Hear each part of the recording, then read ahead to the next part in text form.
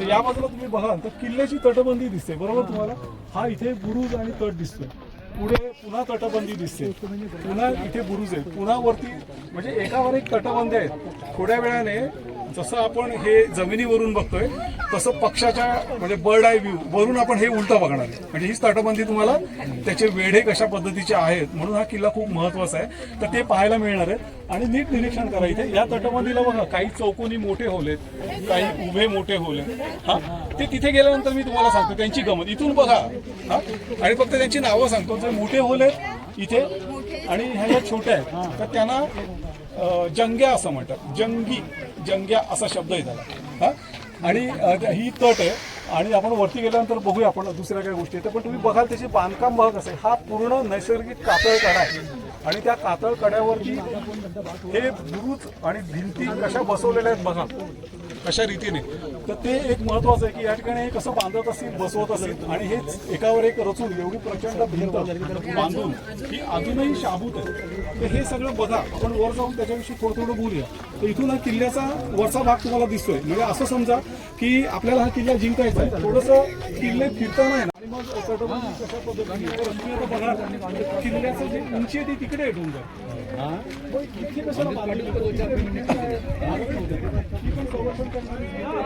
तुम्ही बघाल तर इथूनच तटबंदी आहे, इथूनच बुरुज आहे, इथूनच दरवाजे आहेत. म्हणजेच किल्ल्याला आपण अजून फक्त 3 चतुर्थांशच किल्ला 70% किल्ला चढलोय आणि लगेच तुम्हाला भिंती लागली. कारण किल्ल्यातलं सैन्य इथे सुद्धा विखुरलेलं आहे आणि इथून ते शत्रूवरती नजर ठेवणे आणि तोफा बंदुका मारा याचा करतात. बाणांचा सांगा म्हणून एक शस्त्र आहे, विटा नावाचं एक अशा सगळ्या शस्त्रांनी ते मारा करतात. इथून चढणारे लोक फार प्रयत्न करतात. ते इथून शिड्या लावतायत, दोर टाकतायत आणि तिच्यावर जाण्याचा प्रयत्न करतात आणि वरून त्यांना मारतायत आणि ते पडून मारतायत. वर जाणाऱ्या माणसाला एक तर वर बघायला लागतंय. या हातात तलवार या हातात ढाल अशा रीतीने तो वर चाललेला आहे. म्हणजे ते सगळं साधायचं आहे. शत्रूवर लक्ष ठेवायचे. तिकडे दमछाक होते. आता सध्या पाणी आणि शेती पिळलं नाही लक्षात ठेवलेलं. तर हे सगळं सगळ्या गोष्टी तोंड देत वर जायचं आणि लढायचं. त्यामुळे हे किती अवघड आहे हे तुम्ही लक्षात घ्यायचं. तर अशा रीतीने हे संरक्षणाचे किती महत्वाचे गोष्टी केल्या. तर बरं एवढं का केलं. प्रवेशद्वारापर्यंत किल्ला सर केलेला आहे आणि प्रवेशद्वारापर्यंत आपण पोहोचलेलो आहे. तर तुम्हाला किल्ल्याचं प्रवेशद्वार तुम्हाला लक्षात येते कशा पद्धतीचं बांधलेलं आहे. खालून आपण जेव्हा वर आलो तेव्हा असा कोणाला समोर दिसला का आपल्या घराच्या दरवाजासारखा की जे दोषांचं घर हे कुलकर्ण्यांचं घर असा दरवाजा बिलकुल दिसत नाही. म्हणजे हा दरवाजा तुम्हाला बघा लपवलाय. रस्ता असा फिरून आला तुम्ही बघाल ना वरती गेलो तो गेलाय दरवाजा आणि त्याच्यापुढे ही भिंत काय गरज आहे काय दिसते तरी भिंत ठेवलेली आहे. कारण इथून थोडासा दरवाजा दिसेल म्हणून तो ठेवलेला आहे इथे लपवून. याच्या मागे ह्याला जिभी असं म्हणतात. हा जो भाग आहे ही खूप छोटीशी जिभी आहे. जिभी म्हणजे एक पुढे तुम्ही आपण खांदेरीला जाणार आहे ना आपण.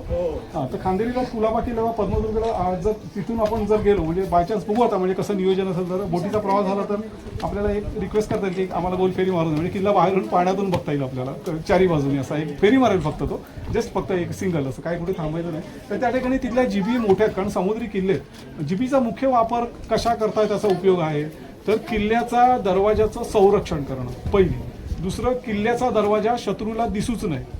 खालून किल्ल्याच्या खाली जेव्हा सैन्य आलंय तेव्हा त्यावेळेला किल्ल्याचा दरवाजा नेमका कुठे आहे किल्ल्यात प्रवेश कुठून आहे कळू नये याच्याकरता अशा पद्धतीचा दरवाजा लपवून ठेवलेला. ना की आमचा हा किल्ला आपण दिवाळीत किल्ले बांधतो म्हणजे मी त्यात वाईट काय म्हणत नाही फक्त सांगतो की आपल्या समजुतीनुसार बांधतो की किल्ला आहे ना आम्हाला असा समोर छान दरवाजा दिसायला पाहिजे असा वगैरे आणि आपण ते करतो सगळं ठीक आहे ओके काही प्रॉब्लेम नाही. पण हे संरक्षणासाठी बांधलेले किल्ले आहेत आणि हे सगळे लष्करी तळ आहेत.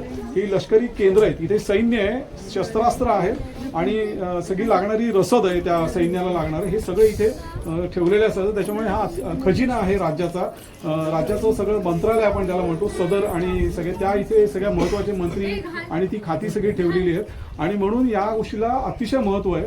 हा किल्ला काय महत्त्वाचा आहे ते मी तुम्हाला वरती सांगेन परंतु जिबी हा विषय तुम्हाला आता इथे सांगण्याचा महत्त्वाचा आहे. तर किल्ल्याचा दरवाजा लपवणं आणि संरक्षण करणं. आता काही ठिकाणी असं थोडंसं मी मुद्दामून काही गैरसमज असतात ते सांगून देतो कारण हे गैरसमज महाराष्ट्रातल्या किल्ल्यांविषयी नसावे याच्याकरता मी ते मुद्दामून म्हणजे काय माहिती आहे का आपण काय करू नये ना हे आधी माहिती पाहिजे. काय करावं ते कळतं पण काय करू नये हे जास्त महत्त्वाचं असतं. त्याच्यामुळे काय माहिती असावं आणि काय माहिती नसावी म्हणून गैरसमज मी आधी सांगतो तुम्हाला. तर बऱ्याच ठिकाणी सांगतात की किल्ल्याच्या दरवाजाला हत्तीने धडका देऊ नये म्हणून अशा पद्धतीचे खिळे आणि असं केलेलं वगैरे असतं हे. तर मला सांगा आता आपण आलो इथनं हत्ती येईल का हो. मग तो किल्ला बांधण्याकरता असा विचार करायची गरज काय परंतु तोफेच्या गोळ्यांचा मारा याला होऊ शकतो. तोफेच्या गोळ्यांचा मारा होऊ शकतो आणि अनेक गोळ्यांचा मारा केला तर ते दरवाजा कोसळू शकतो. म्हणून खालून तोफेला तिचं टार्गेटच ठरवता येऊ नये. दरवाजा दिसत नाहीये तर तुम्ही मारा नेमका कुठे करणार, तर याच्याकरता तो दरवाजा लपवून ठेवलेला आहे. आणखी एक महत्त्वाचं, समजा आता आपण ज्या संख्येने इथे आलोय तर आता बघा जाणाऱ्या येणाऱ्या लोकांची किती गर्दी, ट्रॅफिक जॅम होते. अजून आपली जर संख्या असती तर मला वाटतं त्यांना जायला मिळालं नसतं आणि आपली पण आज एका वेळी जाता येणार मुश्किल झाली असते. म्हणजेच काय, तर ही जी जागा इथे एकतर आपण आलो किती चिंचोळ्या रस्त्याने, बरोबर. आता बांधलेला रस्ता जर सोडला तर जुना रस्ता मी तुम्हाला बघितलं किती लहान आहे ते, तिथनं किती 2 सैनिक किंवा 1 सैनिकच येऊ शकतो एका वेळेला, रांगेत त्यांना यावं लागेल. म्हणजे इथे काय झालंय, सैन्य विभाजित झालं तुमचं. ही संरक्षण व्यवस्था आहे की शत्रूचं सैन्य विभागून टाकायचं आणि सैन्य विभागल्यामुळे त्याची ताकद कमी होते. त्याची फळी जी असते, जर 10 लोक एका वेळी पुढे येत असतील तर तिथे 2च राहतात, म्हणजे 8 लोकांची शक्ती कमी झाली. सैन्याचं विभाजन करणं ही रणनीती आहे, ही शिवकालीन त्या आज्ञापत्रात दिलेली. हां, आणि त्याच्यामुळे तुम्हाला रांगेने तुमचं सैन्याची संख्या कमी होते. बरं ठीक आहे, त्यांना एक दिलासा आहे, अरे इथे भरपूर जागा म्हणजे इथे तुम्ही एकत्र जमणार, पण तुम्हाला काय इथे एकत्र जमणार, मग काय आरती उघडणार तुमचं इथे उघडून, काय पेढे देणार, अरे आला पाणी घ्या, चहा घ्या, या असं नाही होणार आहे. तर त्यांच्यावरती हे जे वर दिसतंय, इथून जागेवरून मावळा वरून दगड टाकतोय, गरम पाणी गरम तेल होतोय, आगीचे बोळे टाकतोय, भाल्यांचा मारा करतोय, धनुष्य बाणांचा मारा होतोय. ह्या सगळ्याला तोंड द्यायचं. म्हणजे मगाशी मी तुम्हाला सांगितलं की 3/4 उंची आल्याच्या नंतर त्यांना या संकटाला तोंड द्यावं लागतंय. इथल्या या संकटाला तोंड देत लढाई जिंकून दरवाजा फोडून किल्ल्याच्या आत जायचंय. मग किल्ल्याच्या आत गेल्यावर किल्ला जिंकला का, नुसता दरवाजा तुम्ही उघडून गेला तर होतं का, बिलकुल नाही. कारण किल्ल्याच्यात आणखी तटबंदी आणि बुरुजांचे वेढे आणि शिवाय वरून मारा करतातच आहे. म्हणजे आलेल्या शत्रू सैन्याला काय वाटणार की अरे दरवाजा जिंकला, किल्ल्यात प्रवेश झाला, पण प्रवेश झाला अजून तुम्हाला वरती बालेकिल्ला शिल्लक आहे. त्याच्यामुळे तिथपर्यंत जाणं खूप अवघड आहे. आणि म्हणून 3/4 उंचीवरती दमलेल्या माणसाला लढायला लावून तिथून जरी त्याला तो जिंकला तरी आत येऊन म्हणजे मानसिक खच्चीकरण होतं त्याचं. आणि मग तो माणूस घाबरायला लागतो, बाप रे आता हे म्हणजे काय शक्य नाही वगैरे. आणि म्हणून सह्याद्रीतल्या किल्ल्याला हे मोगल घाबरायचे. ते महिने वर्ष किल्ल्याला वेढा घालून बसायचे. काय, कारण त्यांची हिंमत नसायची हे सगळं इथे करून जाऊन. मग कुठेतरी कोणीतरी फितूर किंवा काहीतरी पैसे देऊन वगैरे असं करून बघायचं आणि तो किल्ला जिंकता येतो का बघायचा. आणि 5-6 महिन्यानंतर कुठेतरी यश येतं. त्या यशाचं पण काहीतरी कारण आहे. हे यश येतं ना, हे यश येत नसतं, हे यश आम्हीच त्यांना दिलेलं असतं. त्याचं कारण मी तुम्हाला सांगतो वरती गेल्यानंतर. तर अशा रीतीने ही संरक्षण व्यवस्था आहे किल्ल्याची. इथे तुम्हाला मग किल्ल्याच्या वरती असे काही तुम्हाला होल दिसते, त्याच्यातनं आकाश दिसतंय तुम्हाला. हे इथे होल दिसतोय, थोडं मागे पुढे आला तर कळतील. 1, 2, 3, 4 असे होल आहेत, बरोबर. जिथे CCTV कॅमेरा लावलाय त्याच्या बाजूला ते आधार आहेत वरती आणि त्याच्यामध्ये त्या दगडांना बघा असे चौकोनी होल आहेत. तर तुम्ही बघाल ना तर ते होल कसे तसे तिरके आहेत, इथून दिसतंय, वरूनही दिसेल आपल्याला. तर याच्यातनं बंदुकीच्या नळा लावून डायरेक्ट फायर बघायचं नाही, नेम धरण्याची गरज नाही. त्याच्यातनं बंदुकीची नळी किंवा धनुष्य बाणाचा बाण सोडला तर तो इथे उभ्या असलेल्या कोणाला तरी लागणारच. शत्रूचा निषेध इथून होणारच, निपात होणारच या ठिकाणी. आणि म्हणून याला म्हणतात जंग्या. अशा जंग्या तटबंदींवर सुद्धा आढळतात. म्हणजे शत्रूवर मारा करताना मारा कुठून होतोय तो मनुष्य दिसू नये. म्हणजे वरती मारा करणाऱ्या माणसाला इथून काहीच करता येत नाही, कारण तुम्ही दिसतच नाही. तर त्याच्यामुळे जी भिंत दिसते ती वरून बघू आपण, त्याला चर्या म्हणतात. या चर्याच्या मागे राहून शत्रू सैन्यावर हल्ला करतात आणि तो हल्ला करता यावा, आपण दिसू नये आणि आपलं शस्त्र मात्र वापरता यावं याच्याकरता हे अशा प्रकारच्या जंग्या त्या तिरक्या आहेत. का तर हा भाग सगळ्या जंग्यांमधनं असे प्रत्येक जंगीचे अँगल वेगवेगळे आहेत, कारण त्या अँगलमधनं त्या कोणातनं हा भाग टिपता यावा. अशा इथे जंग्या तुम्हाला रेषेत दिसते त्या बघा. त्यातली इथे समोर जंग्या बघा, त्याचा अँगल बघा, या तिरका आहे नेमकं रस्त्याच्या दिशेने. म्हणजे चालून चालत येईपर्यंत त्याचा प्रचंड मारा होतो. म्हणजे किल्ल्यावर चढून येणं किती अवघड आहे विचार करा, लढत यायचंय. हा, आता इथे आल्यावर तुम्हाला मगाची मी सांगत होती उजव्या बाजूला कडा किंवा तटबंदी आणि डाव्या बाजूला दरी. आता हा जो लढायला येणारा मनुष्य आहे त्याच्या उजव्या हातात तलवार आहे, डाव्या हातात ढाल आहे.